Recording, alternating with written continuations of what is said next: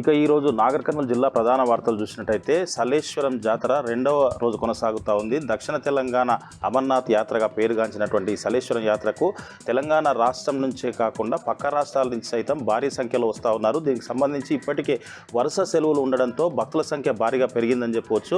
అయితే చాలా సమయం పడుతుంది. ఉదయం పోయిన వాళ్ళకి రాత్రి వరకు కూడా దర్శనం కాకపోవడం బాగా రద్దీగా ఉందని చెప్తా ఉన్నటువంటి పరిస్థితి కనిపిస్తూ ఉంది. దీనికి సంబంధించి ఎక్కడైతే ఫరహాబాద్ నుంచి లోపలికి వాహనాలు అక్కడ టోల్ గేట్ సంబంధించినటువంటి రుసుము భారీగా వసూలు చేస్తున్నప్పటికీ లోపలికి వెళ్ళాలంటే బాగా మట్టితో కూడినటువంటి దుమ్ము వస్తుందని చెప్పేసి ముందల వాహనాలు కూడా సరిగా కనిపిస్తలేదని చెప్పేసి టోల్ గేట్కి సంబంధించిన డబ్బులు కలెక్ట్ చేస్తూ ఉన్నారు. కానీ దానికి నీళ్లు పట్టకపోవడంతో అక్కడ చాలా ఇబ్బందులు ఎదుర్కొంటున్నామని చెప్పేసి కూడా భక్తులు ఆవేదన వ్యక్తం చేస్తున్నటువంటి పరిస్థితి కనిపిస్తూ ఉంది. మొత్తంగా చూసినట్టయితే ప్రతి సంవత్సరం కూడా ఈ స్వామిని దర్శించుకోవడానికి సుదూర ప్రాంతాల నుంచి వస్తూ ఉన్నాం కాబట్టి మంచి ప్రకృతి ఒడిలో ఉన్నటువంటి ఆ స్వామిని దర్శించుకోవడం వల్ల చాలా ఎంతో సంతోషం కలగడే కాకుండా ఆధ్యాత్మిక దైవచింతనతో ముందు వచ్చేటువంటి జనరేషన్ కూడా ఒక మంచి మెసేజ్ ఉంటుందని చెప్పేసి కూడా భక్తులు చెప్తున్నటువంటి పరిస్థితి అయితే కనిపిస్తూ ఉంది. ఒక వార్త చూసినట్లయితే నాగర్ కర్నూలు జిల్లా కేంద్రంలోని బీఆర్ఎస్ పార్టీ కార్యాలయంలో మాజీ ఎమ్మెల్యే మర్రి జనార్దన్ రెడ్డి అధ్యక్షతన నియోజకవర్గానికి సంబంధించినటువంటి బీఆర్ఎస్ శ్రేణుల ముఖ్య నాయకుల సన్నాహక సమావేశం నిర్వహించారు. ఈ నెల 27న బీఆర్ఎస్ పార్టీ ఆధ్వర్యంలో ఎల్కతుర్తిలో నిర్వహించేటువంటి బీఆర్ఎస్ పార్టీ రజతోత్సవ వేడుకలకు భారీ సంఖ్యలో హాజరయ్యేందుకు సన్నాహక సమావేశం ఏర్పాటు చేశామని మాజీ ఎమ్మెల్యే మర్రి జనార్దన్ రెడ్డి తెలిపారు. అయితే ఈ సందర్భంగా బీఆర్ఎస్ శ్రేణులకంతా కూడా ఆయన దిశానిర్దేశం చేశారు.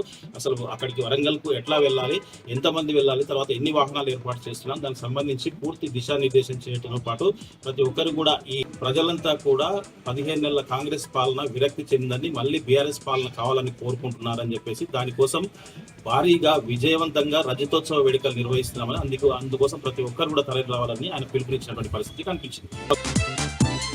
ఒక వార్త చూసినట్లయితే కల్వకుర్తి నియోజకవర్గ కేంద్రంలో మాజీ ఎమ్మెల్యే జైపాల్ యాదవ్ అధ్యక్షతన బీఆర్ఎస్ పార్టీ ముఖ్య నాయకుల సన్నాహక సమావేశం ఏర్పాటు చేశారు. 27వ తేదీన జరిగేటువంటి వరంగల్లో ఎల్కతుర్తిలో జరిగేటువంటి రజతోత్సవ వేడుకలకు భారీ సంఖ్యలో కల్వకుర్తి నియోజకవర్గం నుంచి తరలి వెళ్లాలని చెప్పేసి నియోజకవర్గానికి సంబంధించినటువంటి ముఖ్య నాయకులకు దిశానిర్దేశం చేసినటువంటి పరిస్థితి. దానికి సంబంధించిన ఏర్పాట్లు ఎట్లా ఉంటాయి, దానికి సంబంధించినటువంటి ఎవరెవరు ఇన్ఛార్జిగా ఉంటారని చెప్పేసి దీనికి సంబంధించిన పూర్తి స్థాయిలో సన్నాహక సమావేశం నిర్వహించి భారీ సంఖ్యలో ఎల్కతుర్తిలో జరిగేటువంటి బీఆర్ఎస్ రజతోత్సవ వేడుకలకు ప్రతి ఒక్కరు కూడా తరలి రావాలని చెప్పేసి మాజీ ఎమ్మెల్యే జైపాల్ యాదవ్ పిలుపునిచ్చినటువంటి పరిస్థితి కనిపించింది. మరొక వార్త చూసినట్టయితే నాగర్ కర్నూలు జిల్లా వ్యాప్తంగా కూడా ఈరోజు హనుమాన్ జయంతి వేడుకలు ఎంతో ఘనంగా జరిగాయి. ప్రముఖ హనుమాన్ ఆలయాలన్నింటిలో కూడా ఉదయం నుంచే వేపజాము నుంచే ప్రత్యేక పూజలు నిర్వహించినటువంటి పరిస్థితి. భక్తులు భారీ సంఖ్యలో వచ్చి కూడా బారులు తీరి మొక్కులు తీర్చుకున్నటువంటి పరిస్థితి హనుమాన్ దేవాలయంలో కనిపించింది. కల్వకుర్తికి సంబంధించి హనుమాన్ దేవాలయంలో 1,00,000 తమలపాకుల అర్చనతో పాటు ప్రత్యేక పూజలు నిర్వహించినటువంటి పరిస్థితి కనిపించింది. నాగర్ కర్నూలు జిల్లా కేంద్రంలో కూడా భారీ హనుమాన్ ర్యాలీతో పాటు కల్వకుర్తి, కొల్లాపూర్, నాగర్ కర్నూలు తో పాటు అచ్చంపేటలో కూడా హనుమాన్ ర్యాలీలతో పాటు చాలా గ్రామాల్లో కూడా హనుమాన్ జయంతి సందర్భంగా ర్యాలీలు నిర్వహించి మొక్కులు తీర్చుకున్నటువంటి పరిస్థితి కనిపించింది.